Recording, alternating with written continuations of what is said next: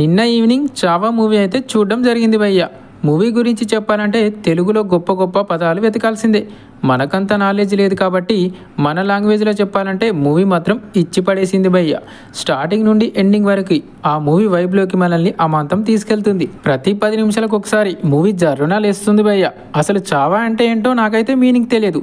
గూగుల్లోకి వెళ్ళి వెతికా దీని మీనింగ్ ఏంటా అని. వెతికాక తెలిసింది చావా అంటే లయన్స్ క్లబ్ అని. మరాఠా ఛత్రపతిగా పిలిచే సంభాజీ మహారాజ్ గురించి ఉంటుంది భయ్య ఈ మూవీ.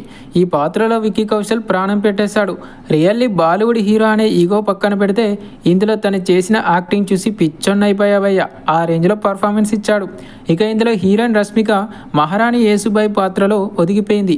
తన బౌండరీ వరకు తను బాగానే చేసింది. చాలా అందంగా కూడా ఉంది. ఈ మూవీలో లాస్ట్ 45 మినిట్స్ ఫుల్ ఆఫ్ ఎమోషన్స్తో నిండిపోద్ది భయ్య. డైరెక్టర్ చావా అనే వరల్డ్లోకి తీసుకెళ్లిపోతాడు. బీజిఎం గురించి చెప్పాలంటే నెక్స్ట్ లెవెల్లో ఉంది. ఏఆర్ రెహమాన్ ఈ మూవీకి బీజిఎం ఇచ్చాడు. చాలా రోజుల తర్వాత తన నుండి ద బెస్ట్ బీజిఎం వచ్చింది భయ్య. Coming to the Vicky Kaushal, తన యాక్టింగ్ కి నేషనల్ అవార్డు వచ్చి తన ముందు సరౌండర్ అవ్వాల్సిందే. అంత ఇంపాక్ట్ఫుల్గా చేశాడు. చాలా డేస్ నుండి సరైన హిట్ లేని బాలీవుడ్కి చావా మూవీ ఊపిరిపోసింది భయ్య. ఈ మూవీ ఫస్ట్ డే 33 కోట్లతో మంచి ఓపెనింగ్స్ అయితే రాబట్టింది. టాక్ బాగుంది కాబట్టి లాంగ్ రన్లో బిగ్ నెంబర్నే ఎక్స్పెక్ట్ చేయొచ్చు. సో ఓవరాల్గా మూవీ అయితే ఫెంటాస్టిక్ భయ్య. మరి మీకు ఎలా అనిపించిందో కామెంట్లో చెప్పండి. అలాగే మానవతా దృక్పథంతో ఒక లైక్ ఇచ్చి సబ్స్క్రైబ్ చేసుకోండి. ఉంటా మరి.